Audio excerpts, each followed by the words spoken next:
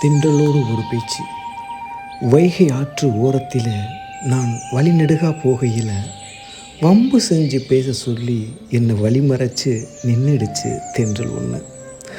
உன்னவளை காணலையோ ஊரு கண்ணு பட்டுடுச்சா நீ மட்டும் நிற்கிறியே என்று சொல்ல, யார் செஞ்ச சதின்னு இதுவரை தெரியலையே, கண்ணி அவளை கண்டுவிட்டா காரணத்தை கேட்டுவிடு தென்றனையும். பெண்ணவளும் வெறுத்து விட்டால் காணாமல் போயிடுமா என் காதல் எங்கு, கடந்து செல்லும் பூங்காற்றே நீ அவளிடம் சொல்லிவிடு.